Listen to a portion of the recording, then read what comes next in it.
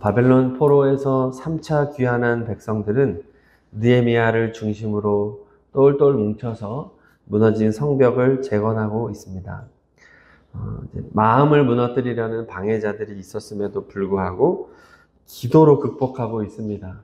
기도하면 하나님이 강하고 담대한 마음을 주시기 때문에 마음이 무너지지 않으면 버틸 수 있고, 또 계속해서 절반은 방비하고 또 칼을 들고 이제 하지만 절반은 일을 하는 겁니다. 일하는 사람도 한 손에는 무기를 들고 한 손으로 일을 하는 불편함을 감수하고서라도 감당하고 있습니다.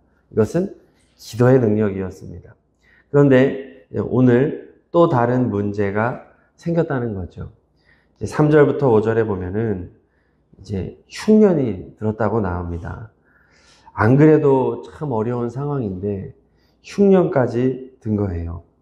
7, 8월에 올리브 열매, 대추 야자 열매, 무화과 열매, 이런 것들이 달려서 이걸 먹고 버텨야 되는데 흉년이 드니까 어쩔 수 없이 빚을 내야 했던 겁니다. 그리고 또 사마리아 총독을 비롯해서 이방 대적들이 계속해서 회방을 놓으니까 이게 무역의 길도 막히고 다른 나라의 도움을 받을 수도 없고, 그러니 경제적으로 매우 어려운 시기를 보내야 했던 겁니다. 더군다나 페르시아 왕에게 세금도 바쳐야 됩니다. 4절에 보면 세금을 바쳐야 됩니다.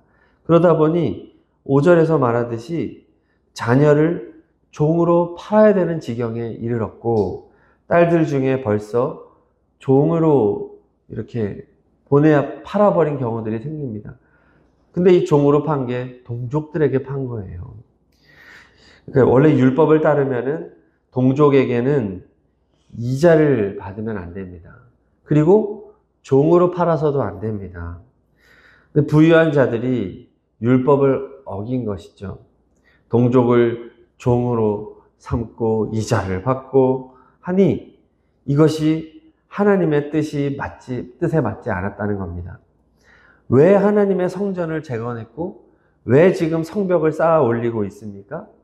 이것은 누구나 하나님 앞에 나와 예배드리기 위함이고, 또 하나님 앞에서 동일한 형제와 자매가 되어서 서로 사랑하는 공동체를 세우기 위함입니다. 지금 서로 사랑하라고 이 일을 하고 있는데, 오늘 말씀은 성벽 재건의 목적을 상실한 모습을 보여주고 있는 것이죠. 형제 사랑, 이웃 사랑을 잃어버리면 존재 이유가 없다는 겁니다. 교회가 왜 존재하는지, 우리가 왜 하나님을 믿는지, 사랑하라고 했는데 그 사랑이 삶의 현장에서 적용되어지지 않는 모습을 보여주는 거죠. 이러한 상황에서 느헤미야가 반응합니다. 6절을 읽겠습니다. 6절, 내가 백성의 부르짖음과 이런 말을 듣고 크게 노하였으나, 크게 분노합니다. 이 분노는 하나님의 분노입니다. 하나 되지 못하는 모습, 형제라는 의식을 갖지 못한 모습, 사랑하지 못하는 모습을 보면서 하나님이 주시는 거룩한 분노가 일어납니다. 이에 느헤미야는 신속하게 대처를 합니다. 7절과 8절을 읽겠습니다. 7절, 8절, 깊이 생각하고 귀족들과 민장들을 꾸짖어 그들에게 이르기를 너희가 각기 형제에게 높은 이자를 취하는도다 하고 대회를 열고 그들을 쳐서 그들에게 이르기를 우리는 이방인의 손에 팔린 우리 형제 유다 사람들을 우리의 힘을 다하여 도로 찾았거늘 너희는 너희 형제를 팔고자 하느냐, 더구나 우리의 손에 팔리게 하겠느냐 하며 그들이 잠잠하여 말이 없기로. 느헤미야는 깊이 생각합니다.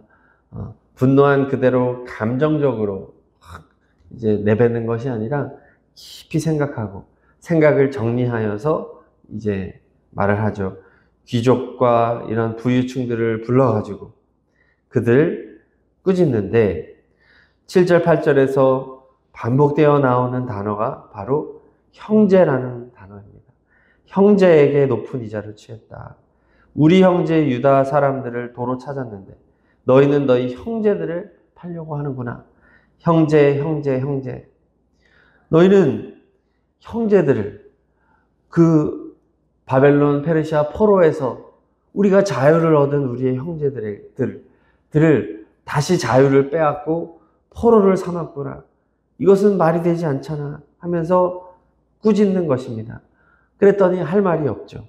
8절 마지막에 그들이 잠잠하여 말이 없다. 이들도 아는 겁니다. 자신들이 잘못한 것을. 느헤미야는 형제를 사랑하지 않는 모습은 참으로 악하다고 말합니다. 9절을 읽겠습니다. 9절. 내가 또 이르기를 너희의 소행이 좋지 못하도다. 우리의 대적 이방 사람의 비방을 생각하고 우리 하나님을 경외하는 가운데 행할 것이 아니냐. 네, 두 가지를 생각하자고 합니다. 중반부에 보면은 대적 이방 사람의 비방을 생각해 보자 말합니다. 하나님을 섬긴다고 성전을 짓고 성벽을 재건하고 있는 이들이 결국 형제도 사랑하지 못하니 참 우습구나. 대적이 우리를 비우는 것을 한번 생각해 보자. 얼마나 우리가 잘못하고 있느냐. 또 9절 후반부에 하나님을 생각해 보자는 겁니다. 우리 하나님을 경외하는 가운데 행하는 것이 맞냐 지금 우리가? 아니지 않느냐. 우리는 하나님을 조금도 두려워하지 않는 것이다. 하나님이 두렵지 않냐. 이렇게 권면하는 겁니다. 지금 하나님의 뜻에 정면으로 어긋나는 행동을 하고 있다. 우리는 어떤 백성이냐? 성전을 짓고 성벽을 재건해서 이방 민족들에게 선하신 하나님을 보여주는 제사장 나라로 하나님이 우리를 지금 세우고 있는데, 그래서 선한 영향력을 끼치고 복음 전파의 역할을 감당해야 될 우리 백성들이다 라고 이들의 정체성과 사명을 다시 일으켜 세우고 있는 것입니다. 이 9절 말씀은 오늘날 우리 교회와 우리들에게 적용해야 될 말이죠. 교회 밖에 불신자들이 우리를 어떻게 생각할지 생각해 보자. 또 하나님이 우리를 어떻게 생각할지 생각해 보자. 우리는 늘 이거를 생각해 봐야 합니다. 지금 교회가 세상으로부터 많은 비난을 받고 있습니다. 복음 때문에 받는 비난도 있지만 그것보다는 복음에 걸맞지 않는 교회의 탐욕과 죄악 때문에 받는 비난이 많이 있습니다. 가장 큰 문제는 서로 사랑하지 못하는 문제이겠죠. 교회에서 서로 헐뜯고 또 당파를 나누고 미워하고 공격하고, 그래서 교회에 경찰이 오지를 않나, 소송이 걸리지를 않나. 그러면 복음은 힘을 잃는 것입니다. 전도의 길이 막히는 것입니다. 결국 느헤미야는 우리가 성벽을 아무리 튼튼하게 세워봤자 서로 사랑하지 못하면 우리는 아무런 성취를 하지 못하는 게 된다라는 말로 설득하고 있습니다. 느헤미야는 결단을 요구합니다. 11절을 읽겠습니다. 11절. 그런즉 너희는 그들에게 오늘이라도 그들의 밭과 포도원과 감람원과 집이며 너희가 구워준 돈이나 양식이나 새 포도주나 기름의 100분의 1을 돌려보내라 하였더니, 아멘. 즉각적인 반응을 요구합니다. 그들이 살아갈 집과 또 밭과 삶의 터전을 돌려줘라. 당장 먹을 것을 제공해라. 이자 받지 마라. 분명한 지침을 전달하고 있습니다. 그렇습니다. 하나님은 오늘도 우리에게 말씀에 순종하는 구체적인 결단을 요구하십니다. 형제 사랑해라, 형제 사랑해라 말로 되는 것이 아니라 구체적인 실천으로 증명되어야 한다라고 말씀하시는 것이죠. 그리고 느헤미야는 명령만 하는 것이 아니라 자신이 본을 보여준 것을 말합니다. 14절 읽겠습니다. 14절. 또한 유다 땅 총독으로 세움을 받은 때 곧 아닥사스다 왕 제20년부터 제32년까지 12년 동안은 나와 내 형제들이 총독의 녹을 먹지 아니하였느니라.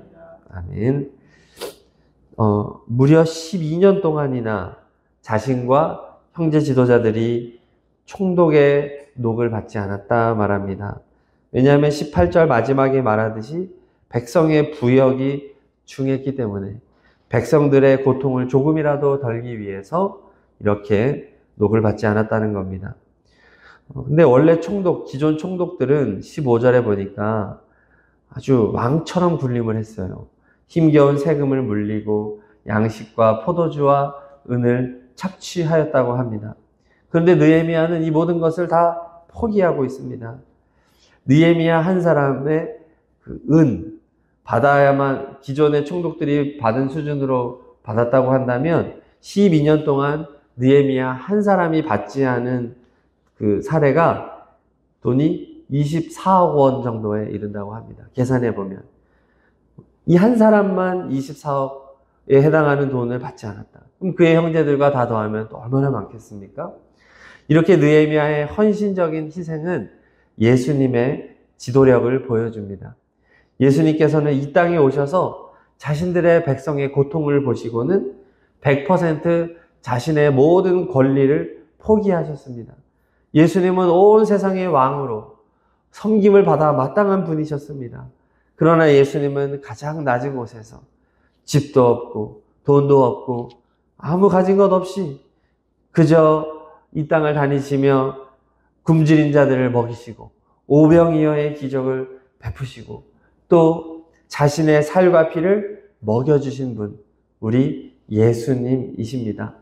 이 예수님은 오늘도 연약하고 누추한 우리와 함께 하시면서 우리를 위해 아무런 대가도 받지 않으시고 무한한 사랑으로 일하고 계심을 믿습니다. 오늘 느헤미야의 헌신적인 희생은 우리의 진정한 지도자이신 예수 그리스도의 섬김과 희생을 보여주는 것입니다. 예수님이야말로 영원히 우리의 찬양을 받으실 왕이시다 말하는 것이죠. 자, 오늘 느헤미야 5장 말씀은 느헤미야가 백성들에게 우리가 무엇을 위해 성벽을 재건하고 있는지를 확인시킵니다. 그것은 사랑이라는 것입니다. 예배를 드림으로 하나님을 사랑하고 또 함께 예배를 드림으로 서로 사랑하기 위해서라는 것이죠. 우리가 오늘 살아가는 이유는 하나님을 예배하기 위함이고 우리가 하나님이 맺어주신 공동체 속에서 가정에서 교회에서 일터에서 서로 사랑하라고 하나님이 우리를 부르신 줄로 믿습니다. 우리 주변에 사랑이 필요한 자들에게 너그럽게 대하고 그들이 진정한 자유를 누릴 수 있도록 도와줘야 한다. 그래서 오늘 말씀의 가장 핵심적인 단어 형제의식을 가져서 형제들이 다 마음이 맞지 않잖아요. 보면은 살면서 제일 많이 싸우는 대상이 형제인 것 같습니다. 하루에도 같이 있으면 얼마나 싸우는지요. 그런데 그렇게 많이 싸우지만 가장 가까운 대상이 또 형제 아니겠습니까? 위급할 때는 결국 형제가 도와야 하는 것이죠. 먼 사람이 돕지 못합니다. 형제가 도와주는 것이다. 우리는 한 가족이다. 나와 맞지 않더라도 하나님이 맺어주신 가족을 소중히 여기고 날마다 사랑을 실천하며 살아가라. 그것이 곧 성벽을 재건하는 것이다. 눈에 보이는 성벽을 재건하는 것보다 어떻게 보면 더 중요한 것은 눈에 보이지 않는 성벽을 재건하는 것이다 라는 것을 오늘 말씀은 말하여 주고 있습니다. 오늘 하루도 사랑으로 살아가는 하루 되기를 소망하면서 우리 함께 말씀 붙잡고 기도하겠습니다.